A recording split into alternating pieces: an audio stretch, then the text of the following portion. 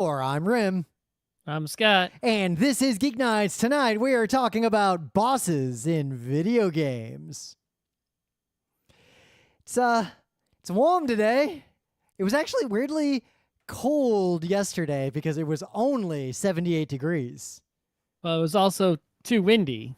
So yeah, I didn't actually check the weather. I'm pretty sure we were on like the edge of the heat dome or whatever yesterday. So that was why we had this brief slight cooling. Yeah, I don't know how windy it is now, but I look outside and the trees and the flags are moving. So there is. I just biked home and it was fine. It wasn't like yesterday. So yesterday, biking home from work like I do, everything's fine. And then I go out for a little run, and while I'm running, the wind picks up so strongly that debris is being thrown around in the street. Like tree branches and garbage and stuff is just flying around. I saw a tree branch fly. It didn't like fall down and hit this guy. It flew sideways and slammed this guy in the face and kind of fucked him up. He was bleeding. He wasn't like hurt enough to go to the hospital, but he was mostly just mad and incredulous. Yeah, it's it's like I finally get warm weather. It's like, well, we're warm now. Hooray, I can go outside. It's like, the monkey's paw. But we will do what? We'll have other things going on. Like, yeah, we're going to be nice and sunny today, but also random spurts of rain. It's like, thanks. You're not helping.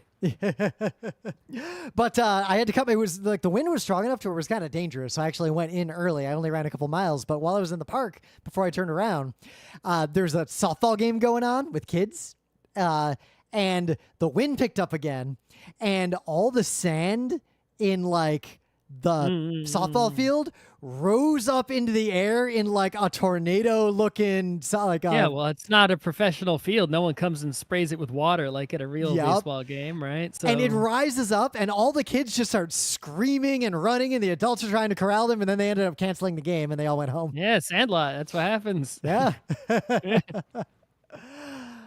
So a little bit have brought a hose. A little bit of news. Watering cans. Speaking of professional sports, the Stanley Cup is over. I learned that this was, according to ESPN... Not over, but it has been awarded just as it's awarded most years. That there aren't lockouts, strikes, plagues. Was the longest NHL season in terms of calendar days in NHL history, apparently. Yep, it was too long. Yep, I mean, it felt like it was the longest, and then yes, it was the longest. That's why it felt so long. I mean, it is almost July, and they gave the cup away on June 24th for ice hockey. Like, get out of here with this garbage. But the owners want to make more money by having more games. It's ridiculous, right? Yeah. It's like you have four right now, at least. They're going to expand, but you have 4 divisions with 8 teams each. Perfect symmetry, right? Yep. You should have each team play 1 game away against each non-division opponent and 1 home game against each non-division opponent. And that would get you 8, 16, 24, 48 games, right? And then against division opponents, you should go 2 home and 2 away. So you can't count yourself in your own division. So that's 7 other teams in your division times 4 is 28, right? So what's 28 plus 48? It's 72. The regular season should be 72 games, but they don't do it that way. They have 82 games. So the schedule is 10 games too long, and it's asymmetrical. And even in your division, you're playing all sorts of weird, like the Rangers only played the Islanders like 3 times this year. It's like it's all fuck the fuck up. There's some out of division teams you play 3 times. It's like, why? It makes no sense. It should be 72 games in division 4 times, out of division 2 times, right? That would be perfect. You would get this shit done sooner, but they would lose money because there would be 10 less games of, ticket revenues to collect on. And hockey is one of the sports that makes a lot of its money from ticket selling. So, Yeah, but my news is not that the bad team won the cup instead of the other also bad team, because none of those teams are the Rangers. But aside from that, I was rooting for the Oilers. No, they're not. I didn't care. Both teams had... My only reason was I like watching them play, and I like that kind of hockey, and I don't super like watching the way Florida plays. Like that's I mean, the only, I guess, against Edmonton, the thing I have against them is they got shitty players on their team. Yep. Like Corey Perry and Evander Kane, who are like pieces of shit. And I Yep. don't want them to, and then what do I have against Florida? Well, it's Florida, the state. It's like, that's already, I agree with you that the way Florida plays is probably I respect it from a gamesmanship strategy perspective. Yeah, but if I were in that game, I also respect their ability to actually execute that strategy, which a lot of other teams say they want to play with that strategy and just don't. Yeah. And this Florida is the first time in my life I have seen in a Stanley Cup playoffs game multiple times someone on a team just like hold the puck up against the wall and just fucking stand there. Yep. It's smart. In Game 7, there was a moment where I don't forget who it was, but someone on Florida crouches down over where the puck is in the corner, and he's clearly doing it very carefully because the rule is very specific. You can't put closed hand over the puck. Yeah, you can't put a closed hand over the puck, and if the ref can no longer see the puck, then they're allowed to blow the play dead. But if the ref can still see the puck, they're not supposed to be able to blow their whistle. And he was clearly like crouching to prevent anyone from getting the puck out, but also making sure the ref could still see the puck. That is A+ level bullshit that would be removed from a video game in a patch after applauding it once. But I agree with you. It's not very entertaining or thrilling or right. It's It's the kind of thing you want to design the game to prevent, and I was hoping the Oilers would blow through it to prove that, you can't really just turtle when you're up by 1 in the Stanley Cup Finals, but apparently you can, and it totally works. If you're good at it. Which, But no, my news is not that. My news is that, so there's something called the Conn Smythe Trophy in hockey, and it's basically for, like, what player was the MVP? No, that's not what it is.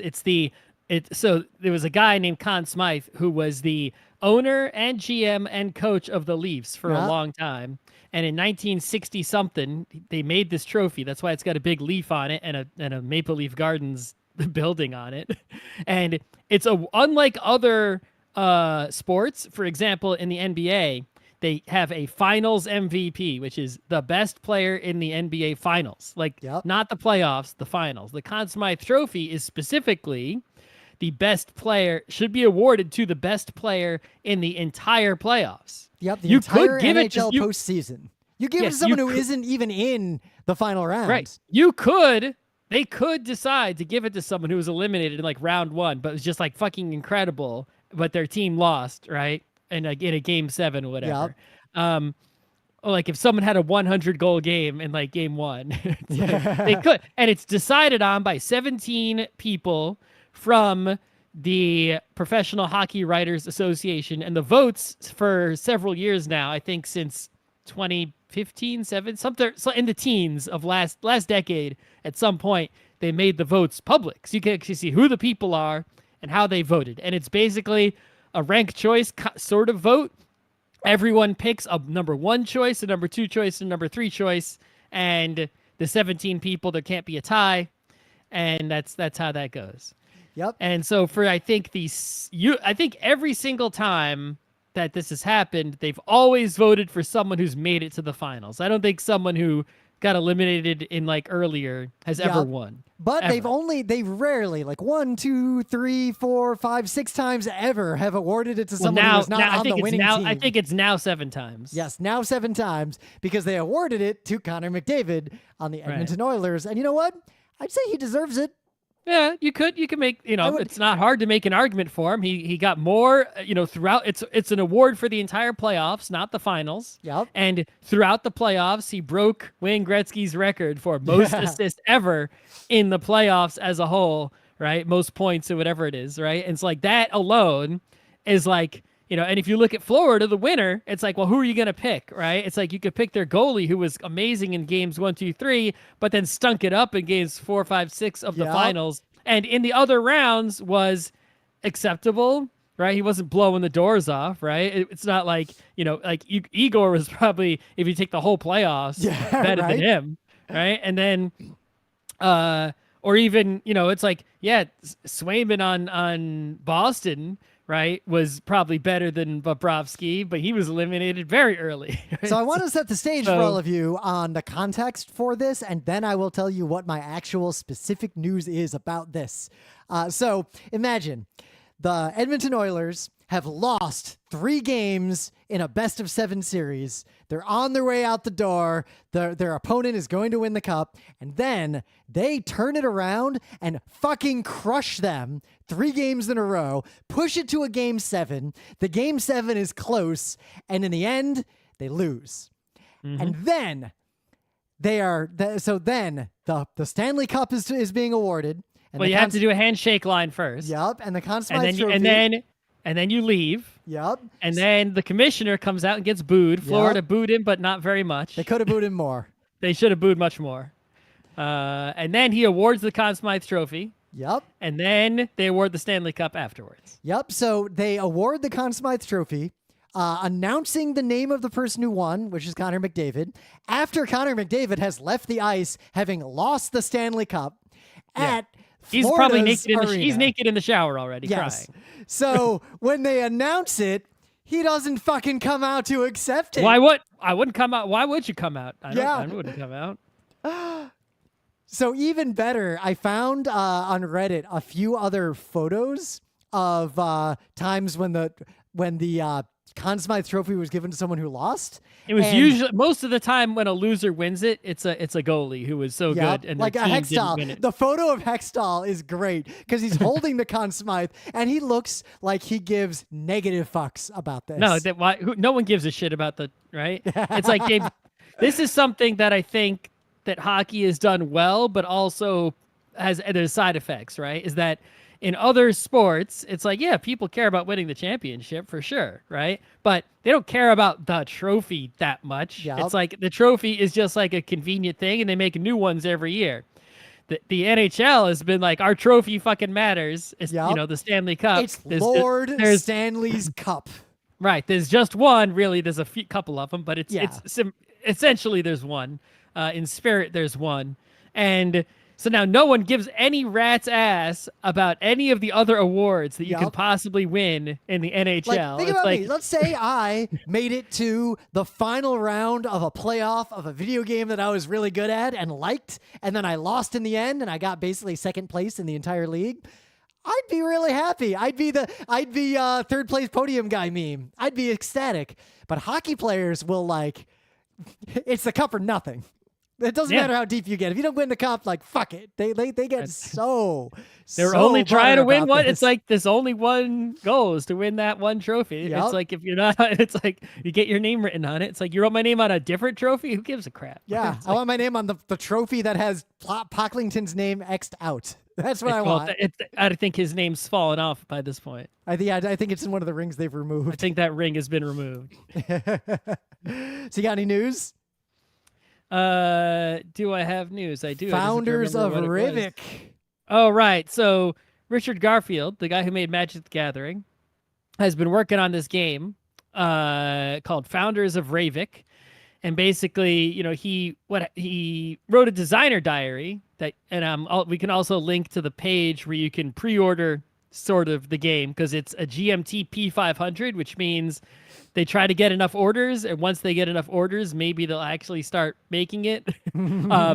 I've paid for one other P500 in my life, which is a 18XX game made by Tom Lehman, who is the guy who did Race for the Galaxy. It's a New England 18XX game, and that game has still not arrived, even though it has enough orders, and it's been several years. So who knows if or when this game will arrive if you order it. It hasn't reached 500 orders as of this podcast recording, but regardless, the designer diary is very interesting because Richard Garfield talks about how he learns things and then he makes a game about the thing he just learned to help himself better understand the thing he just learned. Which is super well-supported way to learn things very well. Yeah, so he read this book called Radical Markets, which is a book I've heard of and haven't read by some, economics I smell people. a book club. And it's a boring nonfiction book. That's my favorite kind of book. But it's a book about, of course, uprooting capitalism and democracy for a just society. And one of the ideas in that book is that people who have capital, right, would basically have to always, at all times, have their capital be up for sale, right? You couldn't say, I'm not selling my house, right? You would have to say, my house is always for sale, and this is the price of my house, right? And you'd always have to have a listed price, and instead of having, say, auditors or appraisers come and appraise your house, right? You would put your own price on your own house. This is what it would take me to get out of my house, publish that number.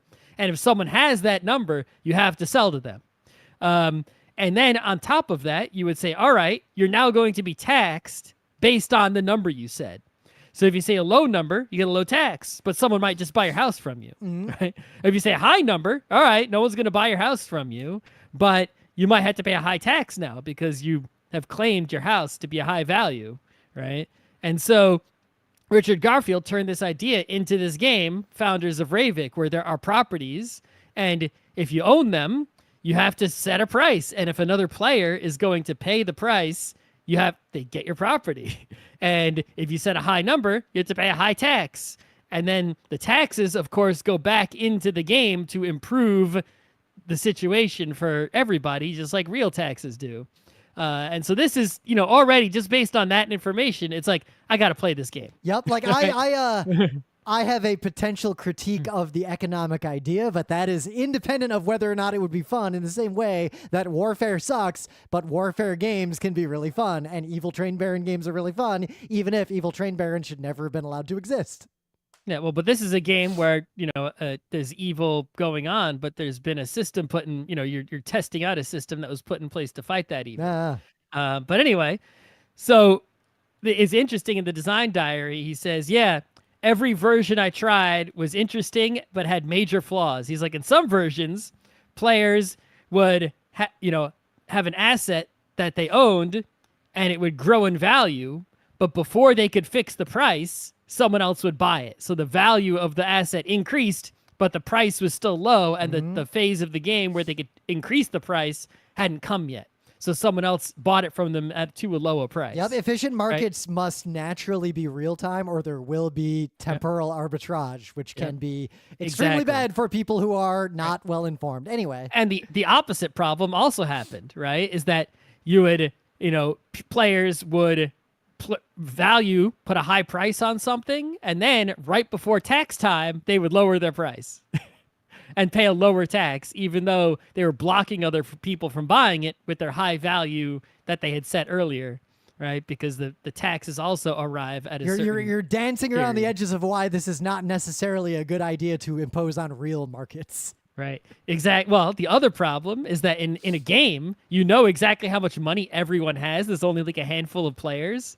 So you'd be like, oh, this asset's worth like a fortune, right? I should set a high price. But I see that Rim has $1 and Joey Jojo has $1. Why would I ever set the value above $2? Yeah. Right? There's no reason, because you can't buy it from me, so there's no risk to setting Which the in price fact low. gives me an incentive to try to make every other player as poor as possible to ensure that I pay the fewest taxes possible, and then you get hyper capitalism. Right. And so this is just examples of, he's recognized these problems and fixed them in the game. And it actually shows the value of using a game to uncover these problems, if the system were to be implemented in the real world. And it's annoying to me that this is not used much in other aspects of government. Or system design. But you know what? Entities... Well, you expect government to actually care about doing things effectively. Well, there's one area that governments tend to care to do things effectively, and that is fighting war. And guess where we have used games for as long as there's been modern warfare? War! War games are, like, that's where D&D came from. Like, the military still does Most war of our games. games are war games, yes. Yep. But imagine if we did the same thing. You made Congress design a game to do healthcare, and once the game was good, that's our healthcare system. Yep, that would be probably a much better healthcare system than what we have. I mean, throwing a dart at a wall blind would be a better system than what we have, but that's a separate problem. But anyway, excited for this game. Check it out. Order it so that it gets over the 500, and maybe it'll get made in the next 5 to 10 years. Maybe I should put myself on the 500 list. Do we really need 2 copies though? You do get a very large discount in exchange for pre-ordering. Yeah. But anyway, things of the day. Emily and I have been playing through Baldur's Gate. We're continuing to play it multiplayer, which is a very different experience from single player. I highly recommend it. And of course, this game is very true to how modern 5th edition Dungeons and Dragons plays. So if you like that kind of thing, you'll probably like this game. If you don't like how modern D&D plays at the table, you're not going to like Baldur's Gate either, because they are very close to each other. But this is a cute little animated, or more like an animatic video of the Tom Cardy Perception Check song, but with Baldur's Gate characters and Baldur's Gate situations. It's cute, it's funny, and things like this happen in that game all the time. So what do you got? So, I've always been not great at fighting games, mostly because I can't input the inputs well, right? But I realized Come on, something. just down, and left, and then you hit a button. How hard is that? Yeah, sure, right, yeah. Fighting game people are always talking about footsies, like who's got footsies and who don't, and they'll yell the word footsies. And it's like, I sort of understood that footsies was about like maintaining the right distance with the opponent, right? And, so you can hit them, they can't hit you, whatever. But I didn't really understand. There was a game called Footsies, which is actually used to help illustrate in this short video that is my thing of the day. I think I may have made Footsies a thing of the day at some point. The game. I think you did, because it's similar to Dive Kick in that it zooms in on like one very specific aspect of fighting games. Yeah, I think it might be, at least in terms of fighting game education. I think Footsies is better than Dive Kick. Might not be a more fun game though, but regardless. So this person uses the game Footsies to illustrate and explain what the sort of rock, paper, scissors of fighting games is. And in watching this video, I was like, oh, that's why I suck at fighting games, because when I play them, I'm pretty much just going rock, rock, rock, rock, rock, right? I never knew about the paper or the scissor, right? And so if you don't want to watch the video, basically, it's like you got a fighting game, right? You and your opponent are too far apart. You can't, if you punch, you don't hit them. So what do? You walk or dash closer to them, and then you're in range, and then you hit them, right? Okay, well, what do you do to stop the opponent from walking up to you and punching you in the face? You stand still, and you use like a long attack, right, that sort of covers the space in between you and the opponent. So if they get too close, they're going to get hit by your attack, right? So now, okay, someone's standing there throwing out the long punch, right, or the long kick, or the crouching, kick. It's like poke you away. How do you get in and close to them in order to hit them? Well, it's called the whiff punish, right? When they miss with that attack that they're using to defend themselves, there's a recovery animation, and that's your chance to get in close and hit them, right? So that's the three things. And then it's like, well, what do you do if someone's standing there waiting for you to whiff? It's like, well, if they're waiting for you to whiff, you walk in up to them and punch them in the face. And that's the three things that, and compromise the rock, paper, scissors of footsies in more advanced fighting games like a Street Fighter or a Mortal Kombat or a King of Fighters or what have you. And that was very helpful. And now I feel like I can actually I'm going to go play the footsies game now that this has been explained. It's very interesting to me too how when we just did that panel on distilling games down, like that's something we've thought about a lot, and it's always fascinating to me that when you distill down to like the core games, like these kinds of mechanics, they tend to themselves in a vacuum be fun. And games that are made of fun mechanics tend to be fun. And a lot of games are made of just messes of mechanics that aren't fun. Yeah, but also, when it comes to fighting games, I've basically only ever tried to walk up to people and punch them, or block, and wait for my chance to maybe punch them. I've never whiff punished or tried to cover attack. I didn't know how to do those things. I think I just realized something about my own fighting game, because like I am like really bad at Street Fighter. like somehow you look amazing compared to me. Like I am just like preternaturally incapable of playing that fucking game. Any Street Fighter, any version, doesn't matter. I'm awful. But the fighting game that I was pretty good at was the Soul Caliburs that I played. Like I was decent, not competitive. Don't think I'm hubrising here. I'm shit. But I would hold my own. I'd be pretty good. I'd beat our friends reliably, even people who cared a lot about Soul Calibur. But I also realized that I was really good at like Voldo. And when I think about how I played, if you were describing try to walk, come hit the guy, I always played with this idea of just try to keep switching up what I'm doing, even if I don't understand necessarily what the game effect of that is.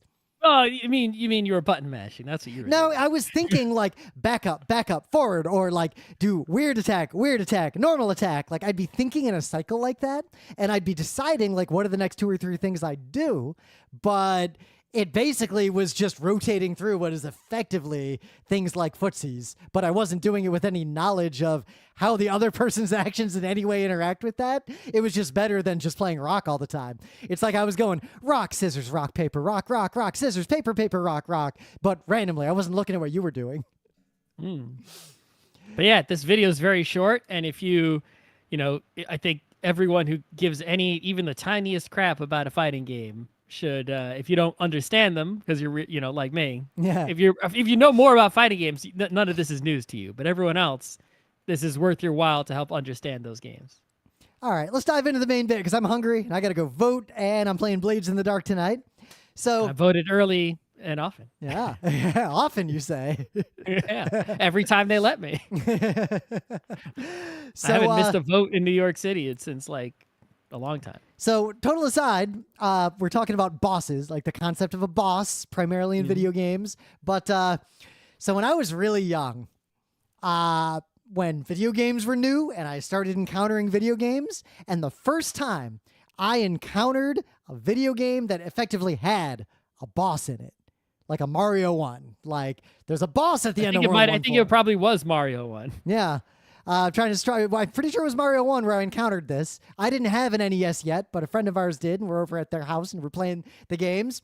And in World 1-4, they said words that messed me up for a couple years. They said, oh, every 4 levels, there's an ending guy you have to beat. And they called them ending guys. And other people, without the communication mechanisms of the present day, people, my cousins always called we would call them levels, but it's like, if you looked in the game, it said World 1-4, right? Or whatever. There was a Nintendo Power article about the definitions of stage, board, and world in relation to Mario 3. My cousins just said board all the time, even though I said level and other people said world. Yep. I never heard people actually say the word stage. Usually stage was referred to as like in a fighting game choosing the background or something. Where it's as opposed to like a level in a Mario game. I feel like those terms have lost whatever more specific definitions they had and have morphed dramatically over time. But, kids couldn't communicate with each other, so they had regional dialects, and no one was telling anyone what to say. So I lived in a little cluster of probably about a dozen or 24 kids who called these ending things guy. ending guy in all contexts. And then I remember we moved to another neighborhood, and I said something ending guy, and this kid, Kevin, I remember this so specifically because that kid later stole a copy of Mega Man 3 from a local bully and sold it to my brother. And then the bully came looking for his game, and it was a whole scandal. But anyway, I said something ending guy, and Kevin said, "What the fuck is an ending guy? What are you talking about?" And then I learned the term you could sort of boss. figure it out what you meant based on the context. Yeah, this kid was a little shit, so. Yeah. But we're talking about bosses, and I think Mario 1, like the Koopas, the Bowsers that you fought at the end of Mario 1, like those are bosses. That was a thing. That was in the early video games, the concept of a boss appeared and became universal, ubiquitous, like even if people don't think about it as a mechanic, like it is well known to almost anyone who plays video games. And the concept is even bled into tabletop role-playing games and other types of games as well, even though it's not really in sports. It's not like there aren't bosses in sports like, you beat the Mets in the game, and now you have to go have a fist fight with the Shadow Mets. That would be awesome, though. That would be awesome.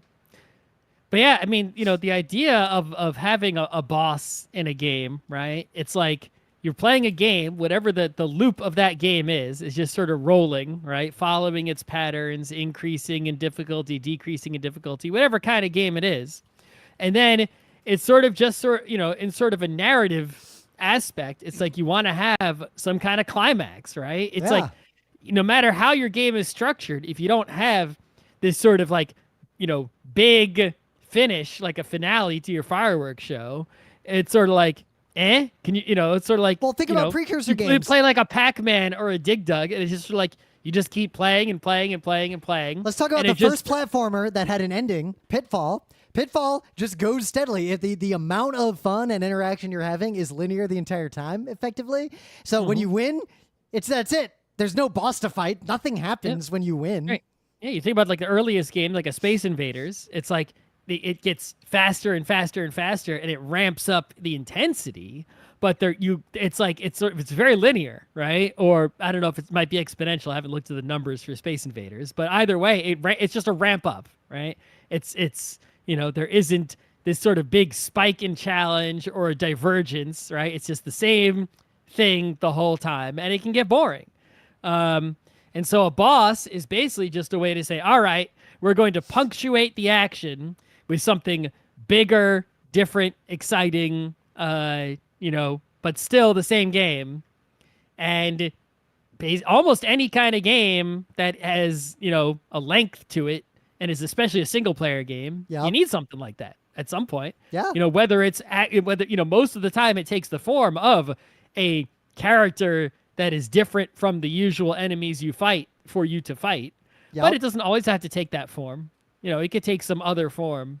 I mean, the boss, what game designers call the boss today of a level or a stage or a board is basically just the climax encounter of that unit of the game that is in some way materially different from everything that led up to that point, but it could still take the same form, might take a different form. According to Wikipedia, the first video game to feature a boss was a game released for the Plato system in 1975. Never even heard of that system. I've never heard of this either. But the game was called D&D, and it was basically a bastardized version of Dungeons and Dragons. You don't say. In the Tudor programming language for the Plato system. And I'm going to learn more about this after GeekNights. Well, you could say that like D&D campaigns were some of the first games to have, where you didn't have to have bosses, but you typically would structure your campaign about like, okay, here's whatever of Vecna, and it's like you fight all kinds of other nasties, and then at the end of your campaign, you fight the Vecna, right? Yep. As your climax of your story. Well, if we go before video games, and I'm skimming, and while Wikipedia actually says something similar, but it goes very specific. Wikipedia points at Bruce Lee's movies as introducing the concept of bosses, but they specifically cite in the first sentence his 1971 film, The Big Boss, where he fights a bunch of gang members, and then he fights the boss of the gang members, and that's basically the whole movie. Yeah, but it had to be, I mean, there Kung Fu movies are older than Bruce Lee, and I feel like they all had that same kind of structure where there's all these other fights, and then at the end you have to fight the strongest guy. And but I don't have enough Bruce Lee really the first? Maybe that's just the term boss came from there, but they had that structure, the narrative structure of fighting your way to the top and then fighting the biggest guy at the end had to exist before Bruce Lee. I can't imagine that was the first one. Yeah. I mean, 1971 is the year of that movie, so I don't know what year different films like that I like came out without looking them up, but but that concept had to be in the 60s. Yeah, but the concept is really solid, and it's really interesting to me that in the earliest era of video games, like Mario 1, had that very specific structure of every level, 1, 2, 1, 3, 1, 1, 1, 2, 1, 3, 1, 4, and then you would fight a boss that was a bigger monster. The screen would stop scrolling, and you were just on a screen interacting with this one monster. And this became such an ubiquitous pattern in all game design since. Mm-hmm. So I think, what made bosses exciting, especially in the early days, but also now, is that sometimes the boss fight is like a different thing than the rest of the game, right? Or is played differently and is almost like sometimes a completely different game than or at least even if it's the same game, it's still played significantly differently. Yep, I right? remember Even there's an NES game that I remember had a side-scrolling component, but then you'd have a boss fight periodically that was a light gun style game instead. Yeah, or like in a shmup, right? It's like, okay, you're still a ship, you're still shooting upwards, but the boss is, all right, instead of having these guys coming at you in waves and whatnot, you're now just shooting this thing at the top of the screen and trying to hit it in its weak spots. It's taking up the whole screen. It's not going anywhere. Yep. And, it's going to blast you with who knows how much stuff that you have to dodge intricately.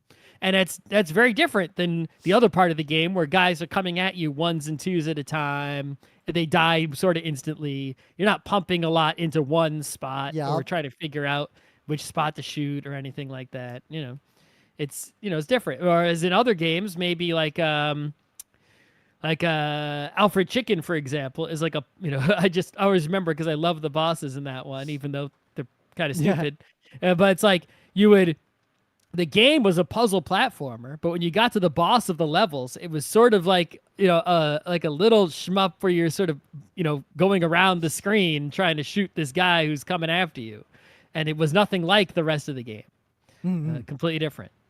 The other thing that's exciting about the bosses, especially when we were kids with simpler technology, is that just the novelty of seeing a thing that is different, right? Yep. It's like you're playing Zelda 1, and it's like, every screen just has these little guys that are one square each with different sprites, right? And then you go to see a boss, and it's this big thing, and it's like these sprites that you don't see anywhere else. Someone put together this whole section of the sprite sheet for the game, and you can only see those sprites in this one room. It's like, you want to see Ganon? He's in this one room. That's the only way you can ever see the Ganon.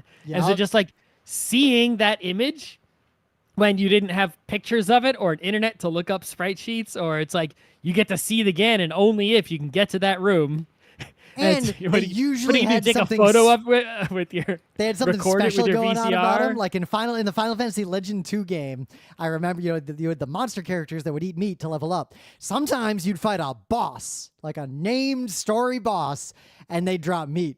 And I got to tell you, as a kid, without the internet, when a boss drops meat that your character can eat and transform, you expect something good's gonna happen when you eat that meat. Like, that's really exciting. Like, what's my pet gonna do? Is it gonna turn into a dragon or something? Dungeon Mashy style?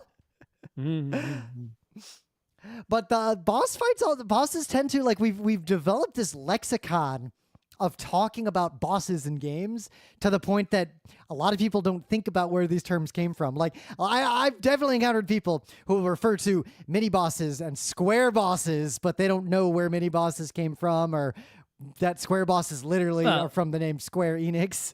Yeah, mini bosses I usually associate with Mega Man and Kirby. I mean, Mega Man's a game that's only about bosses, right? Yeah. Kirby is also about bosses, but less so than Mega Man. But in Kirby games, Bobo the mini was a mini boss in Double Dragon. He'd show up, you'd have to fight him. He was different from everybody else. The beat 'em ups are also about bosses. But Mega Man, literally, the stage select screen of Mega Man is, here are the bosses. Yes, here's the boss. Click here to go through his level to fight him. The game is about fighting bosses and taking their powers. That is, it's no more boss game than Mega Man is. Yep.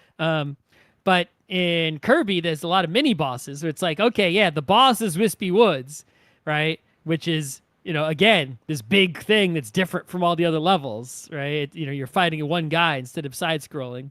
But each level would have, like, Frosty here, or the guy with the symbols on his shoulders, I forget his name, right? Where, like, you'd have to stop on this one screen, or the big wheel that just drives back and forth. It's like, there's normal enemies all over, but on this screen, you have to stop, and you can't proceed until you beat this one guy who's a little bit bigger than all the other normal bad guys.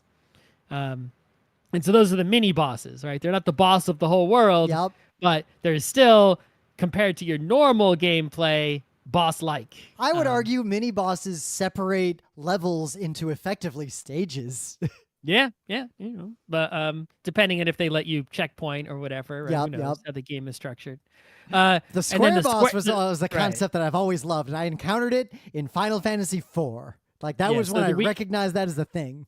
we called it the Square boss because it came from mostly in games created by Square, the company that made Final Fantasy. And what they would do is just about every Final Fantasy game, I think literally all of them, possibly, but also many others, you would think you're fighting the final boss of the game. But then, actually, there is another boss. That is the actual big boss. No, Zemus. You thought Zemus? No, Zeromus. Right. But even Mega Man again, right? It's like Mega Man 2, it's like you beat Dr. Wily, and then another skull, right? It's the alien guy, right? It's like really just a robot controlled by Dr. Wily, but it's still another boss after what you thought was the final boss. And that's a really great pattern, I think, especially in older games where people didn't know that was going to happen. Because like, the first time that happened to me in Mega Man 2 as a kid, that was a fucking situation. Right. It's like you think you've beaten the game. You're like, yes, I did it. This has to be the end, right? I'm at the skull. I beat Dr. Wily. Credits roll. Let's go. And then it's like, nope, it's not over yet. Especially because the first time that happened to me, I died immediately. Shit. I just got crushed. Like I couldn't make it past the first skull, the final anything. I was done. Yep. So what makes a good boss and what makes a shitty boss? A boss has got to have some sort of special mechanic, and it can't just be random for me. Like you've got to be able to, from the game itself, the context the game provides you, figure out the boss's deal by some means other than just trial and error. That's one of the main requirements for me. I think a boss has to have a deal, right? Yeah. It can't just be, you fight me the same way that you fight all the normal bad guys. I just am bigger and I take more hits or whatever. Yeah, the worst boss in any game is, what's his name? Who is not Castro, because you're playing as Castro in Guerrilla War, the NES game that was rebranded in the US to not be about that. At the end, the dictator is standing up on a tower after you beat the regular boss, and now you have to fight him. He just stands there, and he has no special deal. You just have to shoot him for like 5 minutes straight before he dies, and that's it. Yeah, that sucks, right? Whereas you look at, say, Zelda, right? Goma, perfect boss design, right? It's like, yes, you have to shoot me in my open eyeball with your arrow, right, to kill the Goma spider. Yep. It's like you have to use a particular item in a particular way. There isn't really any other bad guy that works that way, right? And every boss in Zelda is pretty unique, but then you meet Aquamentus again, but he's just a mini boss when you meet him the second time. Well, but Aquamentus isn't he is a little different than a normal guy because he's big and his pattern is different, but you can just fight him like a normal guy, just stab him to death. But that works for me because there are so many different bosses in Zelda 1 that every boss has its own deal, so it's okay that one of the boss's deal is, I'm big and I hit you. Well, I think if you look at later Zelda games, not 2, but the ones after that, all the bosses have a deal, right? Like Link to the Past, you got the Helmasaur. It's like you have to use the hammer to smash his face mask armor off, and then you can attack him normally, right? Or like there's the Misery Mire has the eyeball thing. What the hell's its name? I forget. Oh God, I love and hate fighting that thing. Yeah, and it's like, you can't get near it because it's got this pool of poison all around it. It's like, that's how you got to make a boss. It has to have something, clever and different to it. Well, here's a good example. So Bionic Commando, the original, fantastic game, but the bosses were garbage. They were worthless, unfun, no good mechanics, like nothing going on there. Bionic Commando Rearmed replaced those bosses with radically unique, mechanically distinct puzzles to solve that were effectively bosses. Yeah, I don't want to turn this into just a list of all the good bosses we've faced over the years, but I would say actually Final Fantasy IV had pretty good bosses in the sense that every boss in that game was also, at least in the Japanese version, kind of a puzzle that was consistent with the theme of the boss as a character and had enough visual and textual tells and explanation and context to where you could figure it out as a player, and it was kind of a puzzle. Like, if you just held A and did attack with high levels, that really wouldn't actually beat those bosses, but if you were clever, you could beat them without grinding. Animal Well doesn't really have bosses so much, except... I mean, it does. It only has bosses because they got rid of most of the normal things right? But you're just not fighting them in a direct sense, right? The bosses are just sort of puzzles like everything else, but they're sort of like, the ending rooms of the areas. Guess what I really like too is when bosses are best when they've got whatever the music is in your game, no matter how good it is, the bosses have to have better music. The bosses have to have good special music. That's one of the keys to a good boss in a modern game.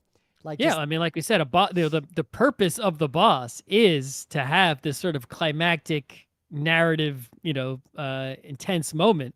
And if you don't emphasize that by changing up the music or, and the scene and all this stuff, it's like, well, you're really falling short of, what you could be doing, right? If the regular music just keeps playing, it's not as impactful, emotionally or anything. So a thing I do think is very good that many games do, like more so now than they used to, is the trope of there's a boss that's very hard that you beat earlier in the game, and then way later in the game, that boss appears as a regular ass enemy, like all over the place. And then the boss you meet after that is so much bigger or more dangerous than any boss you've encountered. Like, that's a good way to escalate the power level of a game in a fun way.